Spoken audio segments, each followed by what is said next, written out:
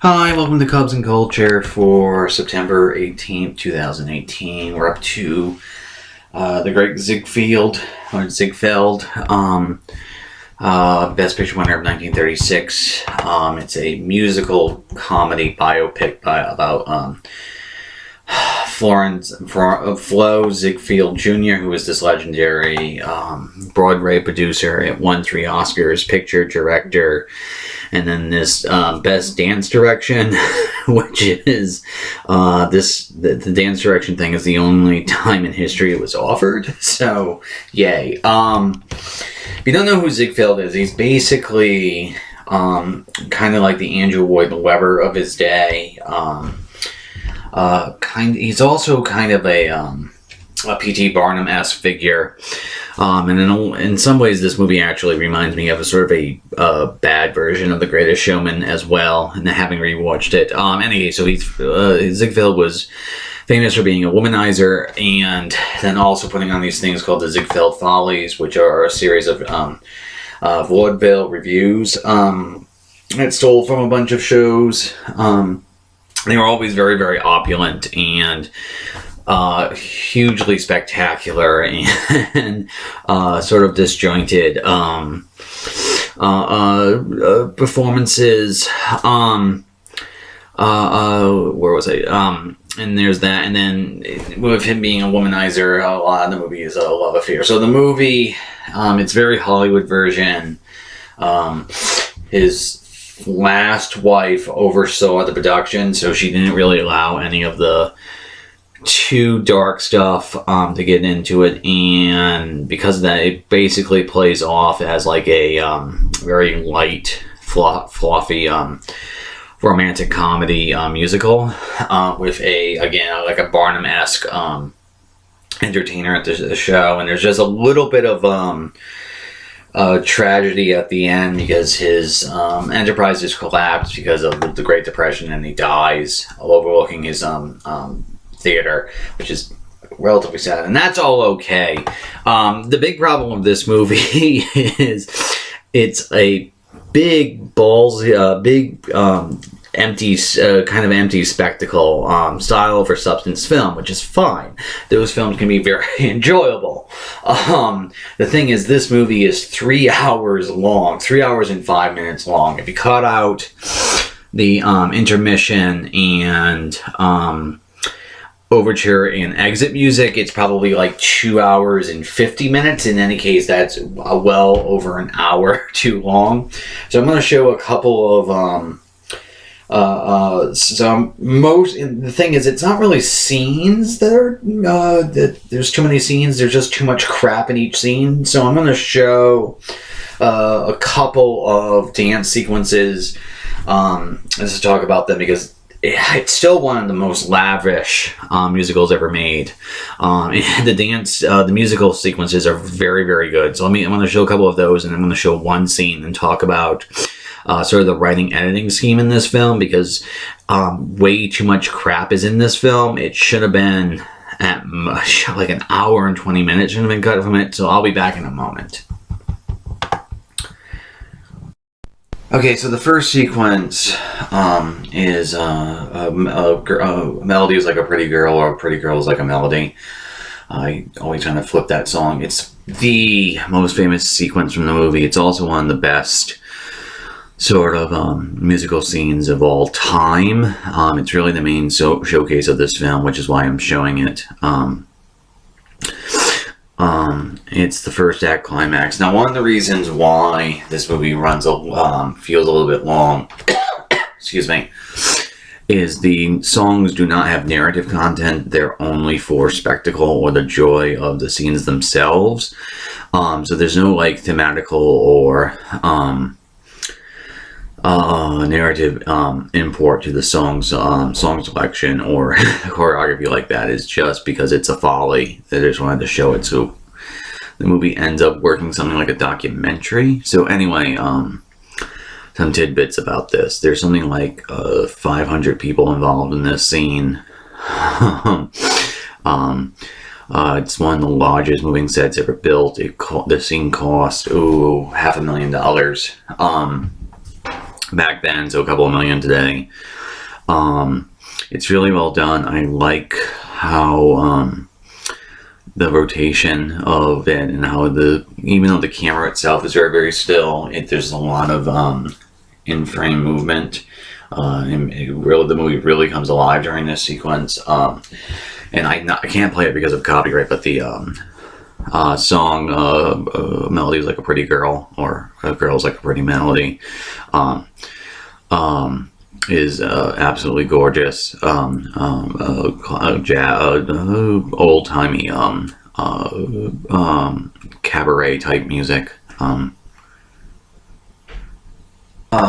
With that being said, this movie, this scene suffers for being too long, and a little bit too slow. Some of it's technological, obviously. I do like how this scene and the other dance sequences actually work as a documentary of the Follies, because they were so important in the early part of the century on Broadway. I mean, Ziegfeld's in the Broadway Hall of Fame. Any case, there's that. The other thing about this scene, this is actually the scene they won the Oscar for, directly for Best Dance Direction.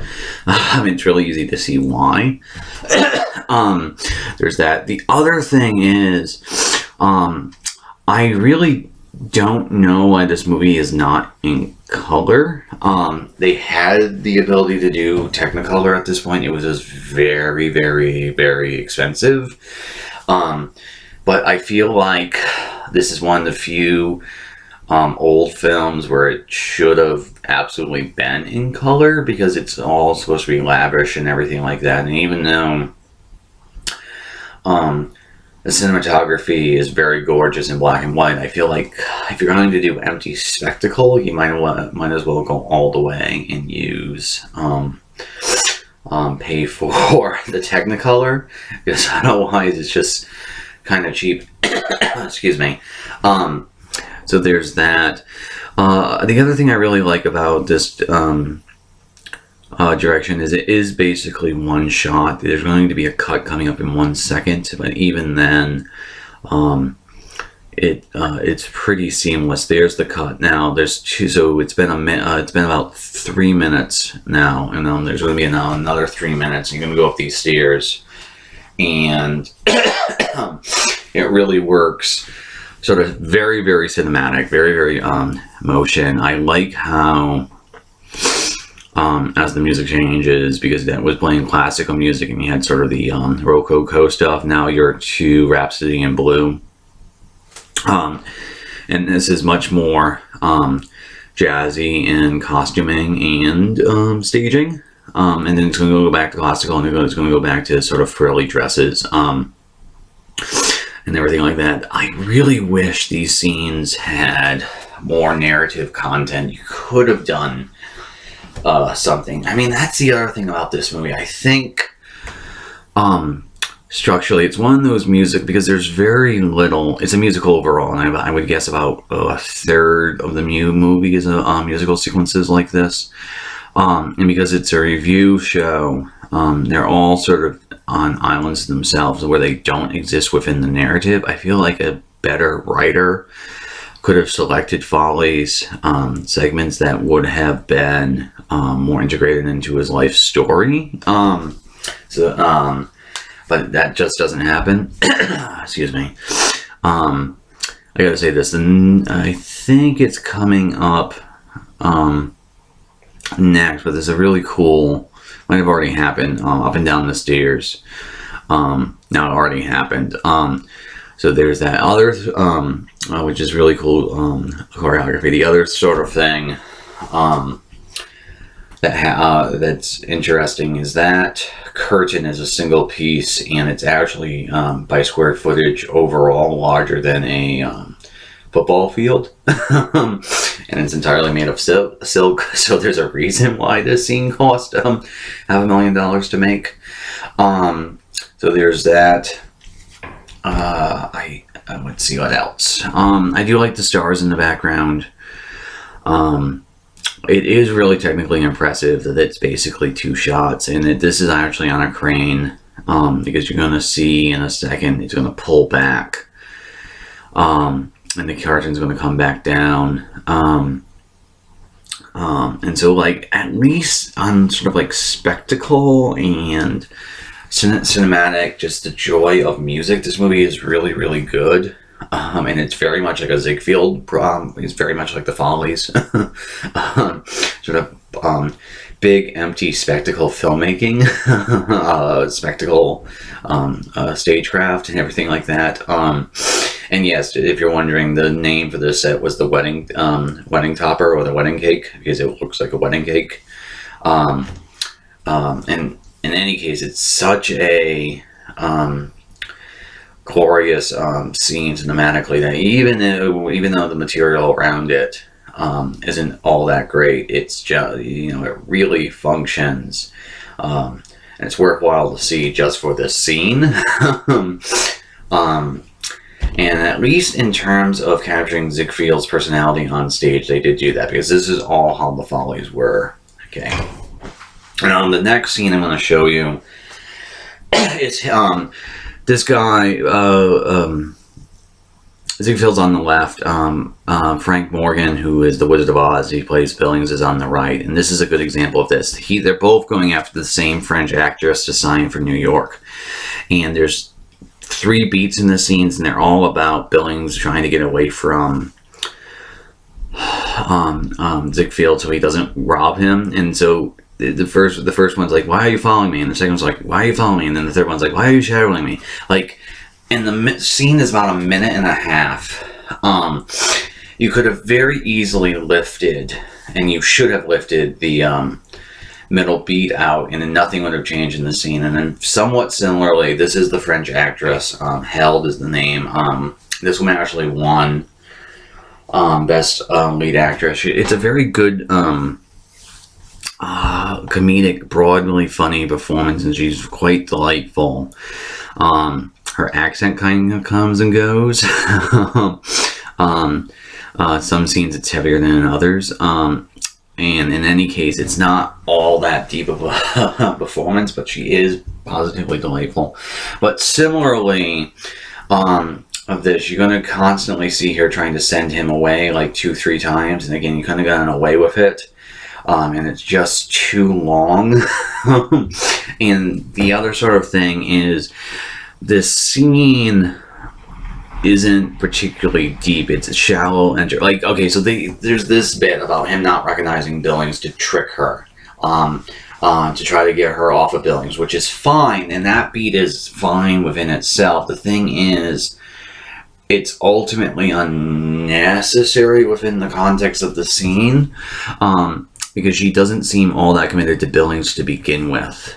So there's no real reason to like have to ply her away from Billings, but it's in there, and so that's not at the shooting stage. Once it's shot, it's pretty stuck in there because of the location of the actresses and the actor and the other geography of the scene. But on the screenplay, that shouldn't have been reworked or rewritten. Now it's amusing, and you understand what's doing, and it does give like characterization to Ziegfeld, but it's that bit of him being something of a bullshit artist is just so open, so often in the door, so often in the movie that it's just repeated information and it's just bloat, and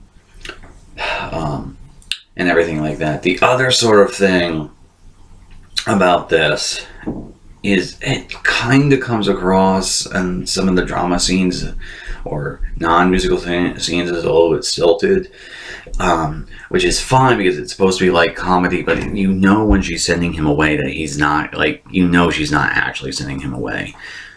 This is another good thing, example of it, is she's going to ask him repeatedly how much would he pay her, and like 3-4 times, and he keeps giving her bullshit like, I'll make you the biggest star, I'll make you the biggest star in New York. And again, you could have removed like the middle beat and the scene would have been fine, because it's just one too much. It's just one too many note, basically, and it's makes the movie very, very long. So it's, again, it's not really so much it's not really so much scenes have to be removed, because this scene cannot be lifted out of the entire film. It's parts of scenes have to be lifted. Excuse me. to the point where I'm wondering if there's a better cut. It is really easy to make a better cut of this movie. In any case, this is the bit I meant about how much money. In any case, the other thing I want to say real quickly before we get to the other musical sequences, Paul, who plays Ziegfeld, is very, very good. He's very, very charming. He has an evanescence, bubbly personality, which really, really works, and it's really good for like comedy. The thing is, he's the centerpiece of a 3-hour epic, and until the death scene, which is highly manipulated from the real facts. For one thing, he dies in New York when in real life he was in LA at that time. It's not a particularly deep performance, and so there's not enough heft for the length of this movie. So it's just, not only does things have to be removed because it just plays too long, but it's just the writing's not serious enough to justify the 3 hours. I feel like I'm just repeating myself, but that's sort of the problem with this movie, is it just keeps repeating information. I do say this, I do really like their chemistry as well. They eventually get married and then divorce because he was a womanizer. And there's at least some implications of that in this scene. So, yeah.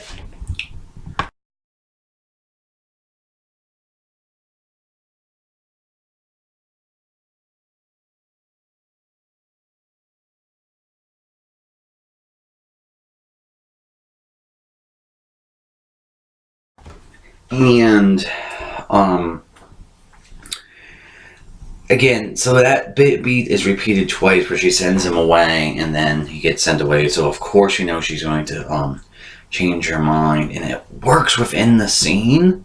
And it's funny and sort of amusing, but it could have been removed, both those beats, to just contract the scene a little bit. Again, you couldn't do it at once it's shot, but once, you know, on the editing, the writing stage.